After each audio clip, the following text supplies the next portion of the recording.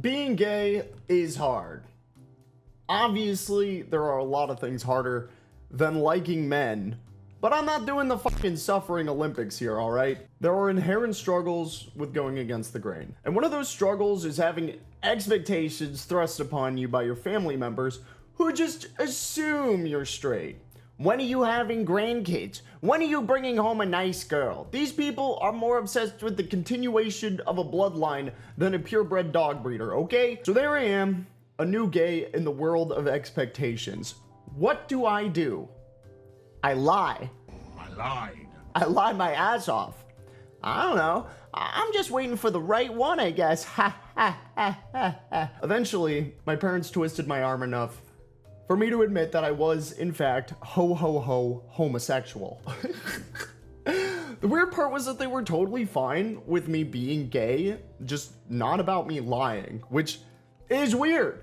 And clearly, I ended up a little bit weird. But then I went off to college, and in that separation, I fell into a comfortable apathy. Only my parents knew I was gay, and everyone I met at college already knew off the jump that I was also homosexual. So why do I care about my entire extended family knowing? Truthfully, I just didn't. But years passed, and my hardened queer heart softened like a piece of gum in the rain, and I began to think more about my family and what they meant to me. I was like the fucking Grinch, alright? I was beginning to learn how to feel. I realized that it was kind of unfair to just assume that they wouldn't accept me and cut them off preemptively because I was afraid of being hurt.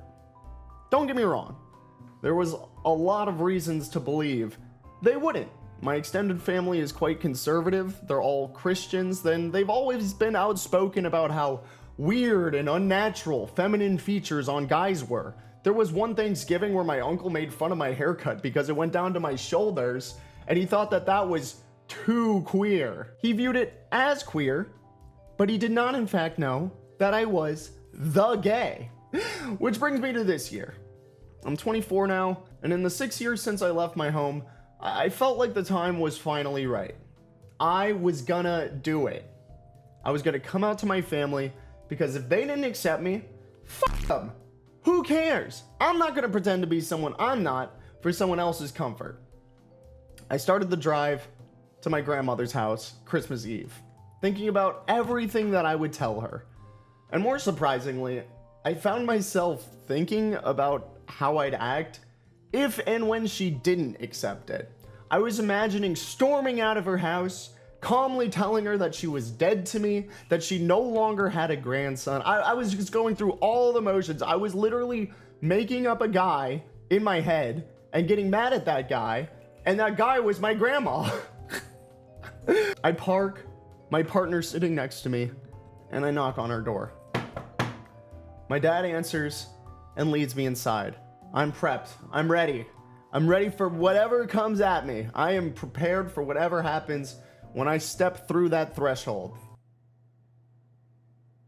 And she's dead asleep on the couch at 7 p.m. Grandma, you're ruining this for me. She is dead asleep. Okay, like, obviously, she's 92 years old, okay? She is an old lady.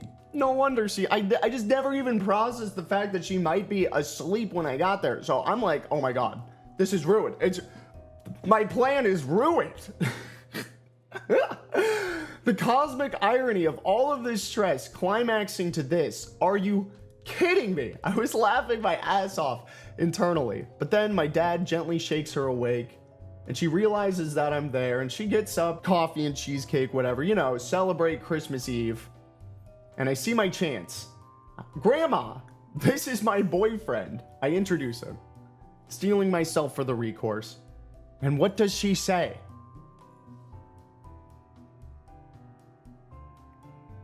She mishears me. This woman is 92, okay? Like, again, I don't blame her, but she mishears me. Oh, your friend? How nice! Grandma! Grandma, I'm trying to tell you that your grandson is a certified fruit basket, and you're not letting me!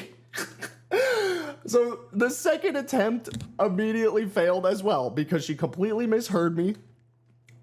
and went on to make her coffee and her cheesecake and serve us at the table. She was just like, oh, how lovely for my grandson to bring his friend down for Christmas. I guess she never even thought, like, why am I spending Christmas with my friend who's also my roommate that I've just happened to be living with for the last 5 years? I don't know. That's the hoops that straight people jump through is crazy. Anyway, I slump in my chair and I'm resigned that this is just a total wash. We're chatting about nothing, working out, eating healthy, all the stuff that grandmas are concerned about for their grandchildren. I'm looking for an opening that just simply does not come. When I'm finally ready to just cut her off and drop the bombshell, she gets up. She gets out of her chair, and I'm thinking, fuck. All right, as soon as she comes back, I'm gonna tell her. I'm gonna tell her, and I'm gonna just wash my hands of it. And she goes back to sleep. She gets tired. Okay, again, 92. But she goes to sleep again in the middle of our conversation. So my dad looks at me. He goes, sorry, bud. Maybe next year. We had set up this whole thing. He knew I was planning to come out to her because we had talked previously. And again, the only people that actually knew that I was gay in my family was my mom and my dad and my sibling. So he goes, sorry, bud, maybe next year. And I'm pissed. I'm not pissed at my grandma, but I'm just like, I prepared for an entire week waiting for this moment in rapt anticipation. And she is just completely not letting me do it. Through a series of unfortunate old geriatric events. Fuck that. I get up. This lady will know that I'm gay. I've already argued with her for hours in my head, and I came here for victory and triumph. I get up and I gently wake my grandma up from the couch, and I tell her, Grandma, I need to tell you something. This is it.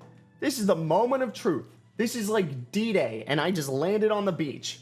I'm just waiting for the German machine gun fire to come raising hell. She asks me what I need to tell her.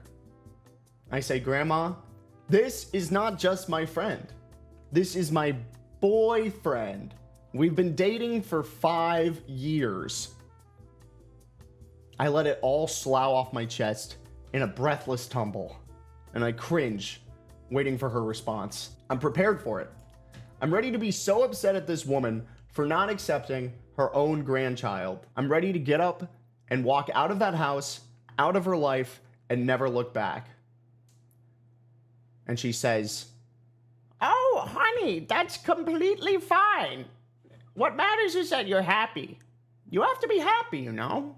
That's all I want for you.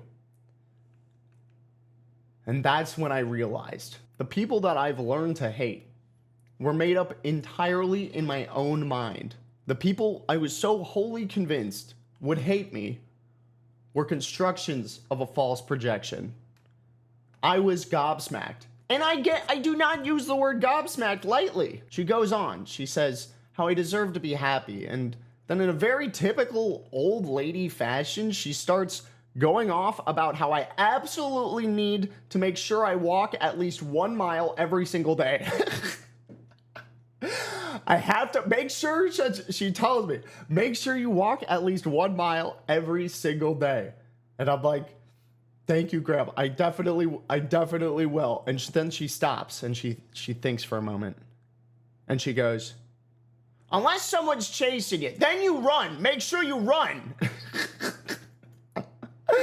Anyway, I get up to leave and I realize all at once that our time here is very finite and fragile. The dark circles around my grandmother's eyes were deeper and darker than I remembered. And I had wasted so much time being scared of how they might hate, instead of giving them the opportunity to show me how much they loved. And that is a lesson I won't forget. Thanks for watching. Slop responsibly.